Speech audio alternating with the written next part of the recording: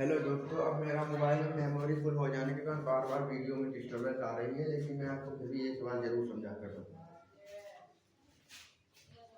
प्रश्न अनुसार जब व्यास 5% कम हो जाए तो तार की आर बराबर 20 माइनस ब्रैकेट के अंदर 20 इंटू 5/100। 20 बन गया 100, 100 से 100 को भाग दिया तो हमें 1 प्राप्त हो गया। अब हम लोग क्या करेंगे, यहाँ पर बटे में 2 इसलिए क्योंकि 2r यानी व्यास होता है, इसलिए बटे में 2 करने पर हमें त्रिज्या मिलती है। तो 20 माइनस 1/2 r बराबर 19/2 सेंटीमीटर। अब हम लोग इसे समझते हैं, मैंने लगा तो दिया ही है। चूंकि आयतन नहीं बदलता है तो तार की नई एल या एच के लिए गणना। पुराना आयतन बराबर नया आयतन। हमें पता पुराना आयतन हमारा 1000 पाई सेंटीमीटर क्यूब आया था।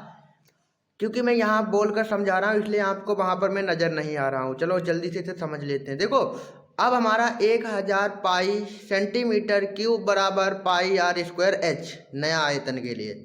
1000 पाई बराबर पाई गुणे 19/2, क्योंकि हमारी आर 19/2 आई है नई आर, तो इंटू 19/2 गुणा एल। एल हमने इसलिए रखी क्योंकि हमें एल ही निकालनी है। अब हम लोग क्या करते हैं, क्रॉस मल्टीप्लिकेशन करते हैं, यानी कि ऊपर वाले पदों को नीचे ले आते हैं और नीचे वाले पदों को इस साइड भेज देते हैं। ठीक है, तो 1000 गुणे 2 बटे पाई गुणे 19 पाई से पाई कट गई। 19 से जब हम 1000 को भाग देते तब हमें 52.63 प्राप्त होता है। अब हम लोग क्या लिखते हैं, एल बराबर 52.63। वो 2 अधिक लिख गए, उसे मैं अभी मिटा दूँ, रुको।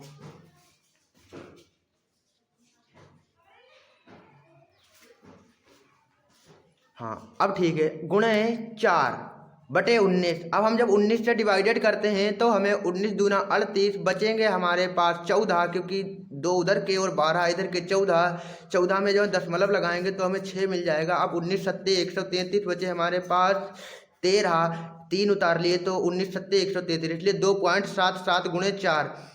4 सत्तो 28 के 8 हासिल लगे 2, 4 सत्तो 28 और 2 30 को 0 हासिल 3, 4 दूनी 8, 8 3 11, 11.08 सेंटीमीटर हमारी ये नई एल आई है। अब क्या करेंगे, लंबाई में वृद्धि बराबर नई एल माइनस पुरानी एल। हमने पुरानी एल क्या मानी थी, 10 सेंटीमीटर, तो उससे माइनस करने पर हमें मिला 1.08 सेंटीमीटर, इतनी वृद्धि हुई है। अतः लंबाई में वृद्धि प्रतिशत में 1.08 गुणे 100 बटे में 10, क्योंकि 10 की ये कितने परसेंट है ये पूछ रहा है ना, तो बटे में 10 रख के हम इसे काटेंगे तो 10 से 10 कट जाएगा और 1.08 गुणे 10 यानी 10.08%। अतः लंबाई में वृद्धि बराबर 10.8%।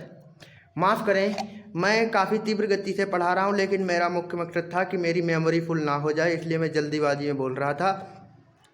अब मैं पूर्ण रूप से विश्वास जताता हूँ कि मेरे बताए गए तरीके के अनुसार आप यदि प्रश्न को हल करेंगे आपको कहीं पर भी नंबर नहीं कटेंगे। और मैंने गणना को इतना स्पष्ट रूप से आपको समझाया है कि कई मास्टर क्या कहते हैं कि एल को डी मान लीजिए, पुराने व्यास को एफ मान लीजिए, लेकिन आपको नहीं मानना है। आपको इस वाले सूत्र से लगाइए, आपको जो अच्छा लगे आप वो सीख लीजिए। मेरा मुख्य कार्य आप लोग को सिखाना था और मुझे आशा है कि आप लोग सीख गए होंगे। चलिए, धन्यवाद। हमारे चैनल को लाइक एंड सब्सक्राइब जरूर करें। माइक आज भी नहीं आ सकी।